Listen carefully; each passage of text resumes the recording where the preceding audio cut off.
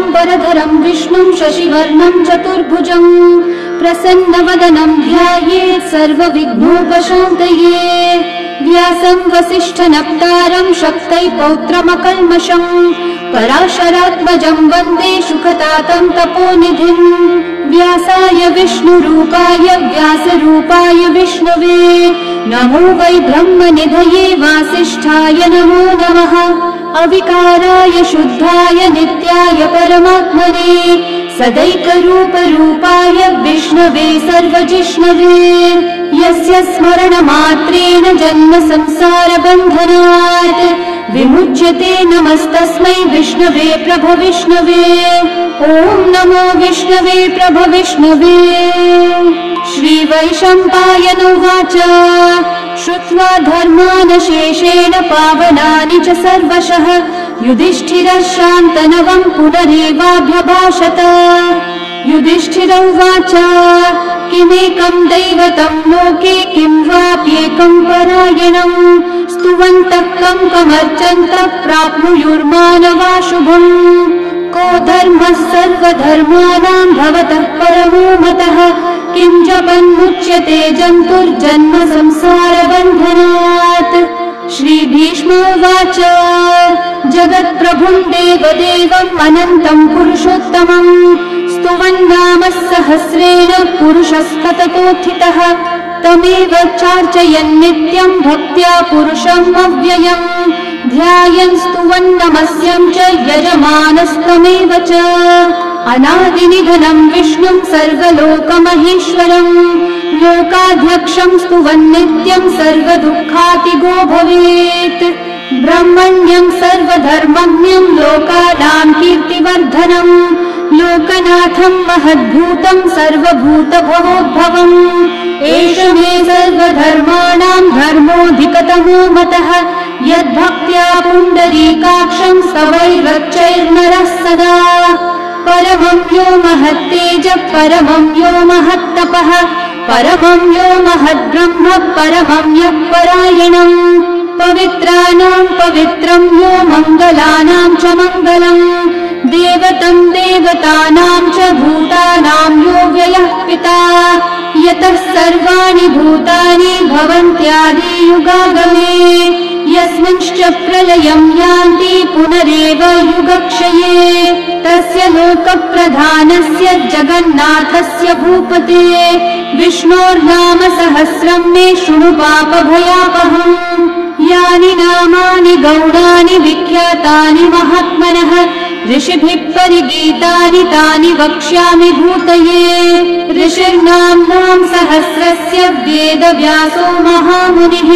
छन्दोनुष्ठुप् तथा देवो भगवान् देवकीसुतः अमृतांशोद्भवो बीजं शक्तिर्देवकी नन्दनः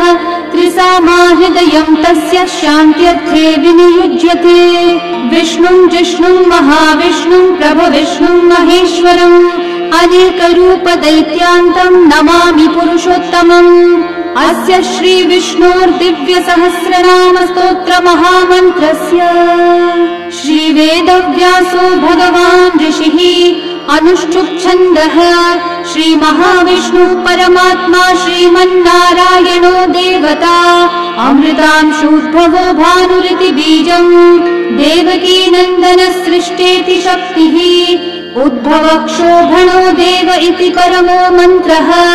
शङ्खबृन्नन्दकी चक्रीति कीलकम् शार्ङ्गधन्वा गदाधर इति अस्त्रम् रथाङ्गपाणिरक्षोभ्य इति नेत्रम् त्रिसामा सामगः सामेति कवचम् आनन्दं परब्रह्मेति योनिः ऋतुः सुदर्शनः काल इति दिग्बन्धः श्रीविश्वरूप इति ध्यानम् श्रीमहाविष्णुः प्रीत्यर्थे सहस्रनाम जपे विनियोगः।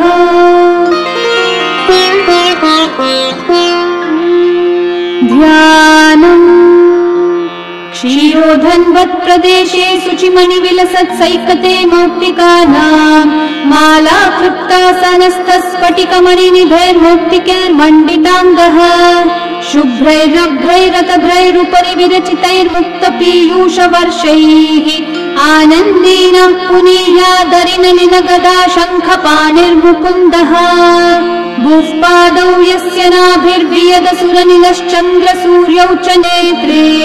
कर्णावाशाशिरौ ज्योर्मुखमपि दहनो यस्य वास्तेयमब्धिः अन्तस्थं यस्य विश्वं सुरनरखगो भोगि गन्धर्वदैत्यैः चित्रं रम्यते तं त्रिभुवन विपुषं विष्णुमीशं नमामि। ॐ नमो भगवते वासुदेवाय। शान्ताकारं भुजगशयनं पद्मनाभं सुरेशं विश्वाधारं गगनसदृशं मेघवर्णं शुभाङ्गं लक्ष्मीकान्तं कमलनयनं योगिहृद्ध्यानगम्यं वन्दे विष्णुं भवभयहरं सर्वलोकैकनाथम्। मेघश्यामं पीतकौशेयवासं श्रीवत्साङ्कं कौस्तुभोद्भासिताङ्गं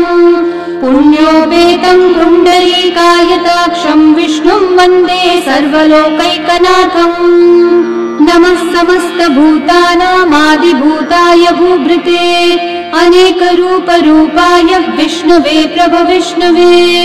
सशङ्खचक्रं सकिरीटकुण्डलं सपीतवस्त्रं सरसीरुहेक्षणं सहारवक्षस्थलशोभिकौस्तुभं नमामि विष्णुं शिरसा चतुर्भुजम्। छायायां पारिजातस्य हेमसिंहासनोपरि आसीनमम्बुदश्याममायताक्षम् अलङ्कृतम् चन्द्राननं चतुर्बाहुं श्रीवत्साङ्कितवक्षसं रुक्मिणी सत्यभामाभ्यां सहितं कृष्णमाश्रये। विश्वं विष्णुर्वषट्कारो भूतभव्यभवत्प्रभुः भूतकृद्भूतभृद्भावो भूतात्मा भूतभावनः भूतात्मा परमात्मा च मुक्तानां परमा गतिः अव्ययः पुरुषः साक्षी क्षेत्रज्ञोऽक्षर एव च योगो योगविदां नेता प्रधानः पुरुषेश्वरः नारसिंहः वपुः श्रीमान् केशवः पुरुषोत्तमः सर्वः शिवस्थानोर्भूतादिर्निधिरव्ययः सम्भवो भावनो भर्ता प्रभवः प्रभुरीश्वरः स्वयंभू शम्भुरादित्यः पुष्कराक्षो महास्वनः अनादिनिधनो धाता विधाता धातुरुत्तमः अप्रमेयो ऋषिकेशः पद्मनाभोऽमरः प्रभुः विश्वकर्मा मनुस्त्वष्टा स्थविष्ठस्थविरो ध्रुवः अग्राह्यः शाश्वतः कृष्णो लोहिताक्षः प्रतर्दनः प्रभुतस्त्रिककुब्धामः पवित्रं मङ्गलं परम् ईशानः प्राणदः प्राणो ज्येष्ठः श्रेष्ठः प्रजापतिः हिरण्यगर्भो भूगर्भो माधवो मधुसूदनः ईश्वरो विक्रमी धन्वी मेधावी विक्रमक्रमः अनुत्तमो दुराधर्षः कृतज्ञः कृतिरात्मवान् सुरेशः शरणं शर्म विश्वरेता प्रजाभवः अहः संवत्सरो व्याळः प्रत्ययः सर्वदर्शनः अजः सर्वेश्वरः सिद्धिः सिद्धि सर्वादिरच्युतः वृषा कपिरमेयात्मा सर्वयोगविनिःसृतः वसुर्वसुमना सत्यः समात्मा संवितः समः अमोघः पुण्डरीकाक्षो वृषकर्मा वृषाकृतिः रुद्रो बहुशिरा बभ्रुर्विश्वयोनिःशुचिश्रवाः अमृतः शाश्वतस्थाणुर्वरारोहो महातपाः सर्वगः सर्वविद्भानुः विश्वक्सेनो जनार्दनः वेदो वेदविदव्यङ्गो वेदाङ्गो वेदवित्कविः लोकाध्यक्षः सुराध्यक्षो धर्माध्यक्षः कृताकृतः चतुरात्मा चतुर्व्यूहश्चतुर्दंष्ट्रश्चतुर्भुजः भ्राजिष्णुर्भोजनं भोक्ता सहिष्णुर्जगदादिजः अनघो विजयो जेता विश्वयोनिः पुनर्वसुः उपेन्द्रो वामनः प्रांशुरमोघः शुचिरूर्चितः अतीन्द्रः सङ्ग्रहः सर्गो धृतात्मा नियमो यमः वेद्यो वैद्यः सदा योगी वीरः माधवो मधुः अतीन्द्रियो महामायो महोत्साहो महाबलः महाबुद्धिर्महावीर्यो महाशक्तिर्महाद्युतिः अनिर्देश्य वपुः श्रीमान् अमेयात्मा महाधृतक् महेश्वासो महीभर्ता श्रीनिवासः सतां गतिः अनिरुद्धः सुरानन्दो गोविन्दो गोविदाम्पतिः मरीचिर्दमनोहंसः सुपर्णो भुजगोत्तमः हिरण्यनाभः सुतपः पद्मनाभः प्रजापतिः अमृत्युः सर्वदृक्सिंहः सन्धाता सन्धिमान् स्थिरः अजो दुर्मशनः शास्ता विश्रुतात्मा सुरारिः गुरुर्गुरुतमो धामः सत्यः सत्यपराक्रमः निमिषो निमिषस्रग्वी वाचस्पतिरुदारधीः अग्रणीर्ग्रामणी श्रीमान् न्यायो नेता समीरणः सहस्रमूर्धा विश्वात्मा सहस्राक्षः सहस्रपात् आवर्तनो निवृत्तात्मा संवृतः संप्रमर्दनः अहः संवर्तको वह्निरनिलोधरणीधरः सुप्रसादः प्रसन्नात्मा विश्वदृग्विश्वभुग्विभुः सत्कर्ता सत्कृतः साधुर्जन्मोर्नारायणो नरः असंख्येयो प्रमेयात्मा विशिष्टः शिष्टकृच्छुचिः सिद्धार्थः सिद्धसङ्कल्पः सिद्धिदः सिद्धिसाधनः वृषाही वृषभो विष्णुर्वृषपर्वा वृषोदरः वर्धनो वर्धमानश्च विविक्तः श्रुतिसागरः सुभुजो दुर्धरो वाग्मी महेन्द्रो वसुदो वसुः नैकरूपो बृहद्रूपः क्षिपिविष्टप्रकाशनः ओजस्तेजो द्युतिधरः प्रकाशात्मा प्रतापनः ऋद्धस्पष्टाक्षरो मन्त्रश्चन्द्रांशूर्भास्करद्युतिः अमृतांशूद्भवो भानुः शशबिन्दुः सुरेश्वरः औषधं जगतः सेतुः सत्यधर्मः पराक्रमः भूतभव्यभवन्नाथः पवनः पावनो नलः कामः कामकृत्कान्तः कामः कामप्रदः प्रभुः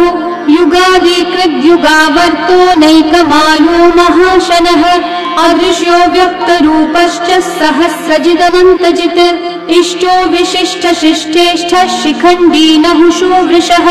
क्रोधः क्रोधकृत्कर्ता विश्वबाहुर्महीधरः अच्युतप्रथितप्राणः प्राणदो वासवानुजः अपान्निधिरधिष्ठानम् अप्रमत्तः प्रतिष्ठितः स्कन्दस्कन्दद्धरो धुर्यो वरदो वायुवाहनः वासुदेवो बृहद्भानुरादिदेवः पुरन्दरः अशोकस्थारणस्थारः शूरः शौरिर्जनेश्वरः अनुकूलः शतावर्तः पद्मी पद्मनिभीक्षणः पद्मनाभोरविन्दाक्षः पद्मगर्भः शरीरभृत् महर्धीरिग्धो वृद्धात्मा महाक्षो गरुडध्वजः अतुलः शरभो भीमः समयज्ञो हविर्हरिः सर्वलक्षणलक्षण्यो लक्ष्मीवान् समृतिञ्जयः विक्षरो रोहितो मार्गो हेतुर्दामोदरः सहः महीधरो महाभागो वेगवानमिताशनः उद्भवक्षोभणो देवः श्रीगर्भः परमेश्वरः करणं कारणं कर्ता विकर्ता गहनो गुहः व्यवसायो व्यवस्थानः संस्थानस्थानदो ध्रुवः परद्धि परमस्पष्टः तुष्टः पुष्टः शुभेक्षणः रामो विरामो विरतो मार्गो नेयो नयो नयः वीरशक्तिमतां श्रेष्ठा धर्मो धर्मविदुत्तमः वैकुण्ठः पुरुषः प्राणः प्राणदः प्रणवपृथुः हिरण्यगर्भः शत्रुघ्नो व्याप्तो वायुरधोक्षजः ऋतुः सुदर्शनः कालः परमेष्ठी परिग्रहः उग्रः संवत्सरो दक्षो विश्रामो विश्वदक्षिणः विस्तारस्थावरस्थाणुः प्रमाणं बीजमव्ययम् अर्थोऽनर्थो महाकोशो महाभोगो महाधनः अनिर्विन्नस्थविष्ठो भूर्धर्मयूपो महामखः नक्षत्रनेमिर्नक्षत्री क्षामः क्षामः समीहनः यज्ञयुज्यो महेज्यश्च क्रतुः सत्रं सतां गतिः सर्वदर्शी विमुक्तात्मा सर्वज्ञो ज्ञानमुत्तमम् सुव्रतः सुमुखः सूक्ष्मः सुघोषः सुखदः सुहृत्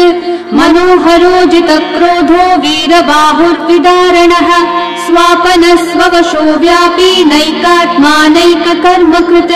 वत्सरो वत्सलो वत्सी रत्नगर्भो धनेश्वरः धर्मकृद्धर्मी सदसक्षरमक्षरम् अविज्ञाता सहस्रांशूर्विधाता कृतलक्षणः गभस्तिनेमि सत्त्वस्थः सिंहो भूतमहेश्वरः आदिदेवो महादेवो देवेशो देवभृद्गुरुः उत्तरो गोपतिर्गोप्ता ज्ञानगम्यः पुरातनः शरीरभूतभृद्भोक्ता कपीन्द्रो भूरि दक्षिणः सोमपो मृतपः सोमः पुरुजित्पुरुषोत्तमः विनयोजयः सत्यसन्धो दाशारः सात्वतां पतिः जीवो विनयिता साक्षी मुकुन्दोमितविक्रमः अम्भो निधिरनन्तात्मा महोधरिशयोऽन्तकः अजो महार्ह स्वाभाव्यो जिता मित्रप्रमोदनः आनन्दो नन्दनो नन्दः सत्यधर्मा त्रिविक्रमः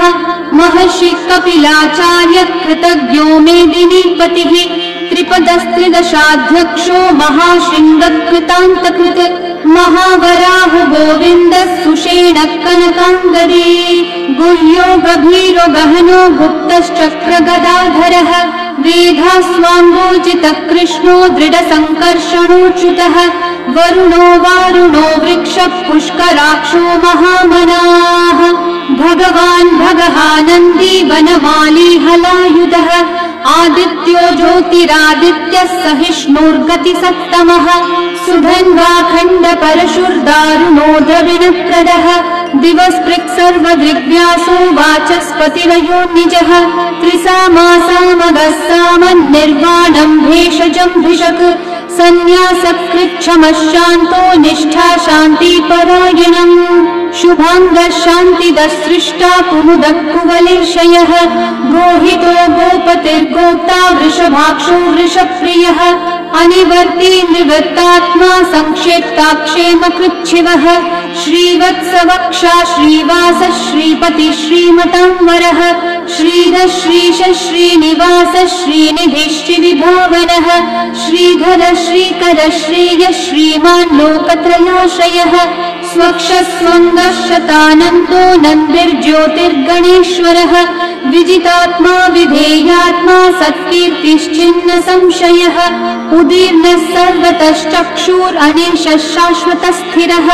भूषयो भूषणो भूतिर्विशोकः शोकनाशनः अर्चिष्मान् अर्चितः कुम्भो विशुद्धात्मा विशोधनः अनिरुद्धो प्रतिरथः प्रद्युम्नोमितविक्रमः कालनेमी निहावीरः शौरी शूरजनेश्वरः त्रिलोकात्मा त्रिलोकेशः केशवः केशिहा हरिः कामदेवः कामपालः कामिकान्तः कृतागमः अनिर्देश्य वपुर्विष्णु वीरोऽनन्तो धनञ्जयः ब्रह्मण्यो ब्रह्मकृद् ब्रह्मा ब्रह्म ब्रह्मविवर्धनः ब्रह्मविद् ब्राह्मणो ब्रह्मी ब्रह्मज्ञो ब्राह्मणप्रियः महाकर्मो महाकर्मा महातेजा महोरगः महाक्रतुर्महायज्वा महायज्ञो महाहविः स्तव्यस्तव प्रियस्तोत्रम् स्तुतिस्तोतारणप्रियः पूर्णपूरयिता पुण्यकीर्तिरणामयः मनोजवस्तीर्थकरो वसुरेता वसुप्रदः वसुप्रदो वासुदेवो वसुर्वसुमना हविः सद्गति सत्कृति सत्ता सद्भूति सत्परायणः शूरसेनो यदुश्रेष्ठः सन्निवासः सुयामुनः भूता वासो वासुदेवः सर्वासु निलयोनलः दर्पः दर्पदो दृप्तो दुर्धरोऽथापराजितः विश्वमूर्तिर्महामूर्तिर्दीप्तमूर्तिरमूर्तिमान् अनेकमूर्तिरव्यक्तः शतमूर्तिशताननः एकोनैकः स वः किं यतत्पदमनुत्तमम् लोकबन्धुर्लोकनाथो माधवो भक्तवत्सलः सुवर्णवर्णो हेमाङ्गो वराङ्गश्चन्दनाङ्गदी वीरः विषमः शून्यो घृताशीरचलश्चलः अमानीमानदो मान्यो लोकस्वामी त्रिलोकधृक् सुमेधा मेघजो धन्यः सत्यमेधाधराधरः तेजो वृषो द्युतिधरः सर्वशस्त्रभृताम्बरः प्रग्रहो निग्रहो व्यग्रो नैकः शृङ्गो गदाग्रजः चतुर्मूर्तिश्चतुर्बाहुश्चतुर्व्यूहश्चतुर्गतिः चतुरात्मा चतुर्भावश्चतुर्वेदविदेकपात् समावर्तो निवृत्तात्मा दुर्जयो दुरतिक्रमः दुर्लभो दुर्गमो दुर्गो दुरावासो दुरारिहा शुभांगो लोकसारंगः सुतन्तुस्तन्तुवर्धनः इन्द्रकर्मा महाकर्मा कृतकर्मा कृतागमः उद्भवः सुन्दर सुन्दो रत्ननाभः सुलोचनः अर्को वाजस्सनः शृङ्गी जयन्तः सर्वविजयी सुवर्णबिन्दु रक्षोभ्यः सर्ववागीश्वरेश्वरः महाहृदो महागर्तो महाभूतो महानिधिः कुमुदः कुन्दरः कुन्दः पर्जन्यः पावनो निलः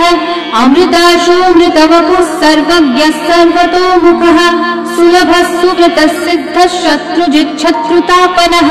न्यग्रोधोदम्बरोऽश्वत्थश्चाणूरान्धनिषूदनः सहस्राची सप्तजिह्वा सप्तैधा सप्तवाहनः अमूर्तिरनघोचिन्त्यो भयकृद्भयनाशनः अनुबृहत्कृशस्थूलो गुणवृन्निर्गुणो महान् अधृतस्वधृतस्वास्य प्राग्वंशो वंशवर्धनः भारभृत्कथितो योगी योगीशः सर्वकामदः आश्रमश्रमणश्रामः सुपर्णो वायुवाहनः धनुर्धरो धनुर्वेदो दण्डो दमयिता दमः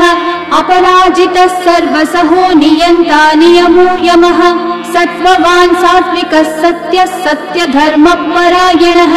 अभिप्राय प्रियार्होः प्रियकृत्कृतिवर्धनः विहाय सगतिर्ज्योतिः सुरचिर्हुतभुक् विभुः रविर्विरोचनः सूर्यः सविता रविलोचनः अनन्तो हुतभुग्भोक्ता सुखदो नैकजोऽग्रजः अनिर्विण्णः सदा मर्षि लोकाधिष्ठानमद्भुतः सनात् सनातनतमः कपिलः कपिरव्ययः स्वस्तिदः स्वस्तिकृत् स्वस्ति स्वस्ति भुक् स्वस्ति दक्षिणः अरौद्रः कुण्डली चक्री विक्रम यूजितशासनः शब्दातिगः शब्दसः शिशिरः शर्वरीकरः अक्रूरः पेशलो दक्षो दक्षिणः क्षमिनाम्बरः विद्वत्तमो वीतभयः पुण्यश्रवणकीर्तनः उत्तारणो दुष्कृतिः पुण्यो दुःस्वप्ननाशनः वीरः रक्षणः सन्तो जीवनः पर्यवस्थितः अनन्तरूपोऽनन्तः श्रीर्जितमन्युर्भयावहः चतुर्रश्रो गभीरात्मा विदिशो व्यादिशो दिशः अनादिर्भूर्भुवो लक्ष्मी सुवीरो रुचिराङ्गदः जननो जनजन्मादि भीमो भीमपराक्रमः आधारनिलयो धाता पुष्पहास प्रजागरः ऊर्ध्वगः सत्पथाचारः प्राणदः प्रणवपणः प्रमाणं प्राणनिलयं प्राणभृत् प्राणजीवनः तत्त्वं तत्त्वविदेकात्मा जन्म मृत्युजरातिगः भूर्भुवः स्वस्तरुस्तारः सविता प्रपितामहः यज्ञो यज्ञपतिर्यज्वा यज्ञाङ्गो यज्ञवाहनः यज्ञभृद्यज्ञभृद्यज्ञी यज्ञभुग्यज्ञसाधनः यज्ञातकृद्यज्ञगुह्यामन्नमन्नादयेव च आत्मयोनिः स्वयं जातो वैखानः सामगायनः देवकीनन्दनः सृष्टा शितीशः पापनाशनः शङ्खबृन्नन्दकी चक्री शाण्डधन्वा गदाधरः रथाङ्गपाणिरक्षोभ्यः सर्वप्रहरणायुधः सर्वप्रहरणायुध ॐ नमः इति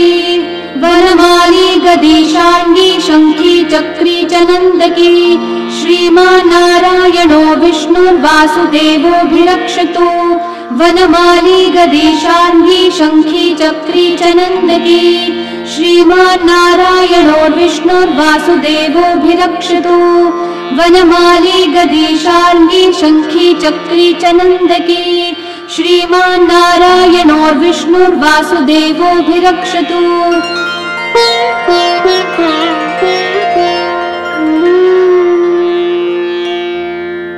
इतीदं कीर्तनीयस्य केशवस्य महात्मनः नाम्नां सहस्रं दिव्यानामशेषेण प्रकीर्तितम्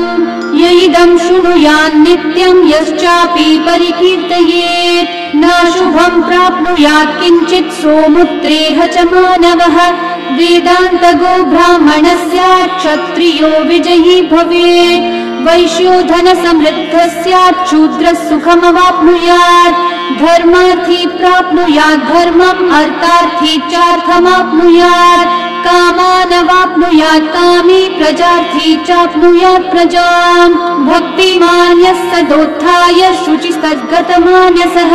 सहस्रं वासुदेवस्य नाम्नामेतत् प्रकीर्तये यशः प्राप्नोति विपुलं याति प्राधान्यमेव च अचलां श्रियमाप्नोति श्रेय प्राप्नोत्यनुत्तमम् न भयं क्वचिदाप्नोति वीर्यं तेजश्च विन्दति भवत्यरोगो द्युतिमान् बलरूपगुणान्वितः रोगार्तो मुच्यते रोगात् बद्धो मुच्येत बन्धनात् भयान् मुच्येत भीतस्थो मुच्येतापन्न आपदः दुर्गान्यतितरत्याशु पुरुषः पुरुषोत्तमम् स्तुवन्नाम सहस्रेण नित्यं भक्ति समन्वितः वासुदेवाश्रयो मर्त्यो वासुदेवपरायणः सर्वपाप विशुद्धात्मा याति ब्रह्म सनातनम् न वासुदेव भक्तानामशुभं विद्यते क्वचित् जन्म मृत्यु जरा व्याधि भयं नैवोपजायते इमं स्तवमधीयान श्रद्धा भक्ति समन्वितः युज्येतात्मसुखः शान्ति श्रीधृति स्मृति कीर्तिभिः न क्रोधो न च मात्सर्यं न लोभो नाशुभामतिः भवन्ति कृतपुण्यानां भक्तानां पुरुषोत्तमे द्यौसचन्द्रार्कनक्षत्राखं दिशो भूर्महो दधिः वासुदेवस्य वीर्येण विदितानि महात्मनः ससुरासुरगन्धर्वं सयक्षूरगराक्षसं जगद्वशे वर्ततेदं कृष्णस्य सचराचरम् इन्द्रियाणि मनोबुद्धिः सत्त्वं तेजो बलं धृतिः वासुदेवात्मकन्याहुः क्षेत्रं क्षेत्रज्ञ एव च सर्वागमानामाचार प्रथमं परिकल्पते आचार प्रभवो धर्मो धर्मस्य प्रभुरच्युतः ऋषयः पितरो देवा महाभूतानि धातवः जङ्गमाजङ्गमं चेदं जगन्नारायणोद्भवम् योगो ज्ञानं तथा साङ्ख्यं विद्या शिल्पादिकर्म च वेदाशास्त्राणि विज्ञानमेतत् सर्वं जनार्दनात् एको विष्णुर्महद्भूतं पृथक् भूतान्यनेकशः त्रीन् लोकान् व्याप्य भूतात्मा भुङ्क्ते विश्वभुगव्ययः इमं स्तवं भगवतो विष्णोर्व्यासेन कीर्तितम् पठ्येद्य इच्छेत् पुरुषः श्रेयः प्राप्तुं सुखानि च विश्वेश्वरमजं देवं जगतः प्रभुमव्ययम् भजन्ति ये पुष्कराक्षं न ते यान्ति पराभवम् न ते यान्ति पराभवम् ॐ नमः इति अर्जुनोवाच पद्मपत्र विशालाक्ष पद्मनाभः सुरोत्तम भक्तानामनुरक्तानां त्राता भव जनार्दन श्रीभगवानुवाच यो मां नाम सहस्रेण स्तोतुमिच्छति पाण्डव सोऽहमेकेन श्लोकेन स्तुत एव न संशयः स्तुत एव न संशय ॐ नमः इति व्यासोवाच वासनाद् वासुदेवस्य वासितं भुवनत्रयम् सर्वभूतनिवासोऽसि वासुदेव नमोऽस्तुते श्रीवासुदेव नमोऽस्तुत ॐ नमः इति पार्वत्योवाच केनोपायेन लघुना विष्णोर्नाम सहस्रकम् पठ्यते पण्डितेर्नित्यं श्रोतुमिच्छाम्यहं प्रभो ईश्वरोवाच श्रीराम राम रामेति रमे रामे मनोरमे सहस्रनाम तत्तुल्यं राम नाम वरानने श्रीराम राम रामेति रमे रामे मनोरमे सहस्रनाम तत्तुल्यं राम नाम वरानने श्रीराम राम रामेति रमे रामे मनोरमे सहस्रनाम तत्तुल्यं राम नाम वरानने श्रीराम नाम वरानन ॐ नमः इति ब्रह्मोवाच नमोऽस्त्वनन्ताय सहस्रमूर्तये सहस्रपादाक्षि शिरोरुबाहवे सहस्रनाम्ने पुरुषाय शाश्वते सहस्रकोटियुगधारिणे नमः। सहस्रकोटियुगधारिण ॐ नम इति। सञ्जय उवाच यत्र योगेश्वरः कृष्णो यत्र पार्थो धनुर्धरः तत्र श्रीर्विजयो भूतिर्ध्रुवा नीतिर्मतिर्मम। श्रीभगवानुवाच अनन्याश्चिन्तयन्तो मा ये जनाः पर्युपासते तेषां नित्याभियुक्तानां योगक्षेमं वहाम्यहम्। परित्राणाय साधूनां विनाशाय च दुष्कृतां धर्म संस्थापनार्थाय सम्भवामि युगे युगे। आर्ता विषण्णा शिथिलाश्च भीता घोरेषु च व्याधिषु वर्तमानाः संकीर्त्य नारायण शब्दमात्रं विमुक्तदुःखा सुखिनो भवन्तु। कायेन वाचा मनसेन्द्रियैर्वा बुद्ध्यात्मना वा प्रकृते स्वभावात् करोमि यद्यत् सकलं परस्मै नारायणायेति समर्पयामि। श्रीविष्णु सहस्रनाम स्तोत्रम् सम्पूर्णम्।